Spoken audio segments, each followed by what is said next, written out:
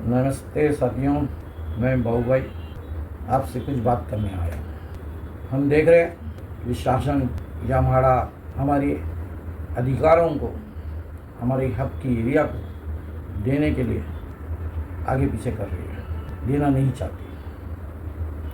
जब बिल्डर को देने का वक्त आया तो इन्होंने भर भर के दिया। आपको मालूम है कितना दिया? 66% एरिया उनको दे दिया बनाने के लिए। इतना खर्चा आता है क्या? इतना खर्चा नहीं आता है, इतना देने की ज़रूरत नहीं थी तो वहाँ दे दिया। ठीक है, हमको हमारा हक मिलना चाहिए। हमको बिल्डर क्या ले रहा है, कंस्ट्रक्शन डेवलपमेंट एजेंसी क्या ले रही है, उससे कोई ताल्लुकात नहीं है। हमें हमारी हक की एरिया, हमारे अधिकार की एरिया मिलनी चाहिए। तो हमारी एरिया कितनी है, इसके लिए हमने आर्किटेक्ट का रिपोर्ट बनवाया। आर्किटेक्ट से इसके बारे में मालूमात लिए तो हमारी एरिया टोटल एलिजिबिलिटी जिसको कहते हैं, मतलब हम कितने एरिया के हकदार हैं, तो है 3,560 स्क्वायर फीट। इतने एरिया के हम हकदार है। ये कौन कह रहा है? हम नहीं कह रहे, ये कह रहा है हमारे नियुक्त किए हुए आर्किटेक्ट। अब ये कानूनन है, हाँ ये कानूनन है। महाड़ा के रीडेवलपमेंट के कानून के तहत 3,560 एरिया स्क्वायर फीट की एरिया, ये हमारी एलिजिबिलिटी है मोतीलाल नगर नंबर 1 की। 2 नंबर 3 नंबर वालों को थोड़ी सी एरिया कम मिलती है। अब ये कम क्यों मिलती है उनको? तो ये है मिलने का जो उसका जो नियम है वो है प्रो राटा एरिया। हमारे यहाँ ओपन एरिया ज़्यादा बची है, जिसके लिए हमारे एरिया ज़्यादा है। 2 नंबर 3 नंबर वालों के यहाँ ओपन एरिया कम है, तो उनकी प्रो राटा एरिया थोड़ी कम है। बहुत ज़्यादा फर्क नहीं है, 100-200 फुट का फर्क होगा, तो इतना है। अब ये प्रो राटा एरिया हमको दिया गया क्या? नहीं दिया गया। हमको दिया गया 1987 में जब ओनरशिप की गई और 1994 से उसको अमल में लाया गया, तब हमको प्रो राटा मिला। वो कितना मिला? 45 स्क्वायर मीटर। अब 45 स्क्वायर मीटर यानी कितना होता है? 484 स्क्वायर फीट। अब ये 484 स्क्वायर फीट पे 35% फंजीबल मिलता है। जो फंजीबल मिलाने से वो होता है 654 स्क्वायर फीट की एरिया हमारे एरिया खरीदी हुई है। सब ने, जितने लोगों ने ओनरशिप लिया, उन सब ने 654 स्क्वायर फीट का एरिया खरीदा हुआ है। अब उसका हमको कुछ बेनिफिट मिला? कुछ नहीं मिला। और इसके सिवा ये जो 45 स्क्वायर मीटर का एरिया दिया गया, जिसका 654 स्क्वायर फीट होता है, तो फंजीबल के साथ वो हमको एक एफएसआई जब ही था 1994 में, जिसका इतना मिला था, अब वो हो गया है 4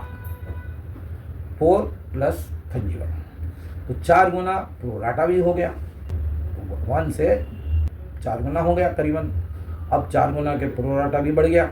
उस पर हमारा है कि हमारा का अधिकार नहीं, ना उस पर बिल्डर का अधिकार है।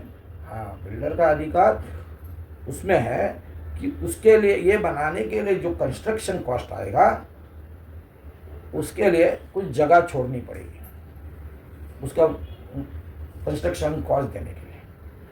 और महाड़ा को क्या मिलेगा? महाड़ा को ये जो प्रो राटा का एफएसआई का पैसा हमने जैसा 45 के लिए दिया था, वैसे ही बाकी बचा हुआ का हमको देना पड़ेगा।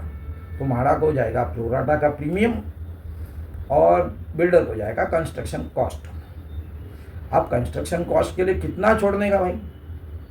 3560 स्क्वायर फीट हमारी एरिया है 1 नंबर वालों की, मोतीलाल नगर के। तो उसमें से हमने 1100 फुट छोड़ दिया।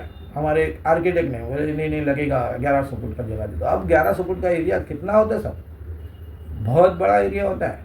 आज 30,000 का भाव है गोरेगांव में स्क्वायर फीट का। तो 3,30,00,000 रुपये का ये जगह हमने छोड़ दिया और 2400 ही मांग रहे, 2460, उसमें भी और 60 भी छोड़ रहे, 2400 मांग रहे। वो देने में म्हाडा के अधिकारी और महाराष्ट्र शासन उन सबको देने का जरा भी दिल नहीं है, जबकि ये कानूनन है हमारी एरिया। अब हम उसके लिए क्या करेंगे, ये बिल्डर को तो भर भर के देते हैं। क्यों देते हैं भाई, आप तो समझते होंगे ना, क्योंकि बिल्डर इनको माल पानी देता है। हम नहीं देंगे ना, इसके लिए हमको नहीं दे रहे। हम इनको भ्रष्टाचार करेंगे क्या, हम इनको पैसा देंगे क्या, नहीं देंगे। हम हक से लेंगे। संविधान में लिखे हुए कानून के तहत हमको जो अधिकार मिला है उस अधिकार से हम लेना है, हमें लेना है। और ये अधिकार लेने के लिए हमको लड़ना, पर लड़ने के लिए पहले ताकत बनना पड़ेगी। तो हमको इकट्ठे होना है, हम सब एक साथ होंगे तो ही ये लड़ाई लड़ सकेंगे। तो हमें एक संगठन बनाना है, एक अच्छी संगठन। मोतीलाल नगर विकास समिति ये संगठन है और इस संगठन में सबको जुड़ना है। तो आप जुड़ोगे तो ही काम होगा, सबको जुड़ना है। बाकी सब समितियों को इसका अभ्यास नहीं है। ये हम कहेंगे, इन समितियों को भी कहते हैं कि आओ हमारे साथ और सब मिलके लड़ेंगे। अपनी समिति का बैनर हटा दो, हम पढ़ाई कर चुके हैं और आगे भी करेंगे, कानून से लड़ेंगे। हमें पर्सनल गेन करने की कोई इच्छा नहीं है, हमको सब के लिए काम करने का दिल है। और उसी की वजह से हम ये कहते हैं कि हम सब मिलके इसको लड़ेंगे। आप लोगों के समझ में आ ही गया होगा। अब लड़ेंगे कैसा, सोसाइटी इकट्ठे करना है। तो इस सोसाइटियों ने कन्वेंस कर दिया, पर उनको अभी रिन्यूअल नहीं मिल रहा, तो उनकी भी पोजीशन नॉर्मल सोसाइटी जैसी हो गई है। बाकी सब जैसे सोसाइटी है वैसे ही उनकी भी सोसाइटी हो गई कि जिनको रिन्यूअल नहीं हुआ। अभी गवर्नमेंट म्हाडा दे नहीं रही है, रिन्यूअल करके नहीं दे रही है। तो सभी सोसाइटी एक लेवल में आ गई है। सभी सोसाइटियों ने अपने दस्तावेज कागज पत्र सही करना है। सोसाइटी में आई रजिस्टर होता है, जे रजिस्टर होता है। ये J register, I register up to date बनाना चाहिए। कोई मेंबर अगर बाहर रह गया है तो उसको अंदर लेना चाहिए। अब ये कोई ओरिजिनल टेनेंट गुजर गए और उनके वारिस रह गए तो उन वारिसों को आप अटेंड करने दो और उनको कह दो कि भाई अगर एक गुजर गए, उसके जगह अगर 4 मेंबर वारिस होते हैं तो चारों के नाम म्हाडा डाल के लेती है। आप उसके लिए अर्जी करो, अर्जी करके यहाँ हमारे साथ में बैठना चालू करो, हम आपको मेंबर बनाने के लिए तैयार रहेंगे। तो उनको भी साथ में लो, उनको वोटिंग राइट्स नहीं रहेगा तो भी वो हमारे मेंबर बन सकते हैं एक लेवल तक कि नहीं भाई वारिस आ सकते हैं। अब रह गया इनको लेके सभी सोसाइटियाँ तैयार हो जाए और एक स्पेशल जनरल बॉडी मीटिंग करें, SGM जिसको कहते हैं SGM। अब SGM करके कैसे करना है, तो रीडेवलपमेंट के लिए, सिर्फ रीडेवलपमेंट की बात करने के लिए एक मीटिंग करनी है। उसमें बाकी कोई डिस्कशन नहीं करना है, सिर्फ मीटिंग की बातें करना है, रीडेवलपमेंट की बातें करना है। तो रीडेवलपमेंट की बातें करके उसमें उस टाइम में वीडियो रिकॉर्डिंग भी करना है आपको, और वीडियो रिकॉर्डिंग करके रिजोल्यूशन पास करो। रिजोल्यूशन में क्या मांगना है म्हाडा से, अपना प्रोराटा एरिया। अपना प्रोराटा एरिया जो है जितना निकलता है 3 के हिसाब से निकलता है वो तो म्हाडा के साइड पे दिखता है। 4 के हिसाब से कितना होगा वो आपको आर्किटेक्ट निकाल के देगा, हमारे आर्किटेक्ट भी आपको निकाल के देंगे। आप खाली हमारे साथ चलिए, हम आपको सब निकाल के देंगे। और वो प्रोराटा एरिया आपको मांगना है कि जितनी हमारी एरिया है 4 के हिसाब से, 4 का FSR तुमने पास किया है, म्हाडा को यही कहना है कि तुमने जो 4 के हिसाब से एरिया पास किया है रीडेवलपमेंट के पुनर्विकास के लिए, तो उस हिसाब से हमारा प्रोराटा हमारे लिए हमको रिलीज कर, तो हमको क्या करना पड़ेगा, प्रीमियम देना पड़ेगा, भाड़ा को प्रीमियम देना पड़ेगा और देंगे हम इतने तो कमज़ोर नहीं है, हम उनको प्रीमियम देंगे। बहुत नॉमिनल आएगा, 45 स्क्वायर मीटर पे हमने 22,500 रुपया दिया था, तो यही आसपास में रहेगा। उससे थोड़ा बहुत आज के रेट के हिसाब से थोड़ा फर्क आएगा, पर हम लोग उसको भर देंगे। ये भरना हमारे लिए फ़ायदेमंद है। अब कैसे फ़ायदेमंद है बताता हूँ। कंस्ट्रक्शन कॉस्ट आज 3,500 की है, भाड़ा को प्रीमियम 5 स्क्वायर फीट का जो भी लगेगा देंगे। हमारा खर्चा 5,000 फुट के ऊपर नहीं जाएगा, जबकि हमारी एरिया, हमारा जो फ्लैट बनेगा वो 30,000 के भाव का रहेगा। आज का भाव है 30,000 रुपया स्क्वायर फीट, और इतना भाव मिलने वाली जगह हमको अगर 5,000 में मिलती है तो हमको लेना चाहिए। बिल्डर आके कमा के जाएगा, माड़ा के ऑफिसर अंडर टेबल कमा के जाएंगे और हम लोग देखते रहेंगे। ये तो गलत है। हमने भी इस मौके का, इस चांस, इसका फ़ायदा लेना चाहिए।